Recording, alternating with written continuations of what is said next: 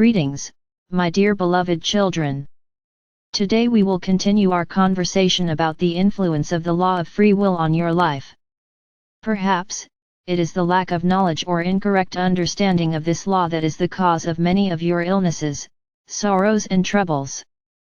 This law is very closely interlaced with the law of cause and effect, and to better understand how it's happening, let's look at the concrete example, perhaps, the most widespread one: mother's love towards her child and her desire to see him happy.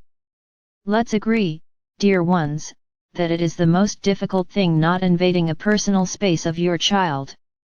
It happens because your desire to defend him from difficulties and troubles is often stronger than you are. You imagine that you know better what he needs to do and how he has to live, and very few of you can refrain from such kind parental advices.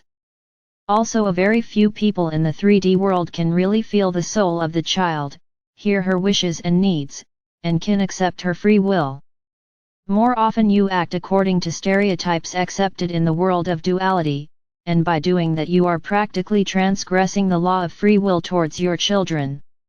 And as a result, the conflicts arise between you, because even a small child always knows what he needs and knows when he faces a resistance to his true wishes. Therefore, a spirit of resistance rises up within him, which means an aggression. But sometimes, the child is closing inwardly, understanding a futility of the struggle with his loving parents. If such confrontations continue, the child becomes depressed and loses interest to life. And it becomes the cause of many illnesses, which are very difficult to overcome, for example allergies. In such cases, an illness is a result of the suppression of the will of your child, his submission to your rules and life principles. Of course, dear ones, you cannot confuse a free will with permissiveness, going into another extreme, otherwise you will exchange places and your child will start invading your space, suppressing your free will. Here is a very subtle difference, and it is possible to keep the balance between the two extremes, only when love and respect for each other reign in your family, despite the age of each family member. When each of you is considerate of the opinions of others, and only when the opinions are not imposed aggressively, distorting the energy space of another person and feeding him with negative energies. An incorrect understanding of the law of free will often happens because the very word love in the world of duality have taken on a meaning which is far from the true divine love. Very often it means something else, such as care, protection, control, sexual desire, practical considerations, responsibility, feeling of guilt, and much else.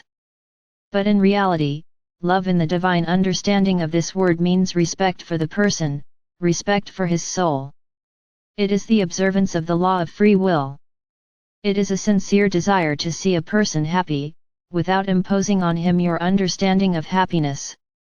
It is difficult to submit to such a concept for many of you, because in the world of duality your ego comes to the forefront, always wishing to measure everyone around, and especially your loved ones, according to its own values.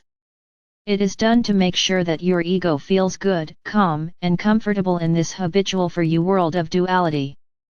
But now, dear ones, you need to get accustomed to the idea that this world is going to disappear together with its laws, and now the eternal divine laws are coming into power. I would like very much that all of you will be ready for that. Father Absolute, who loves you without measure, has spoken to you.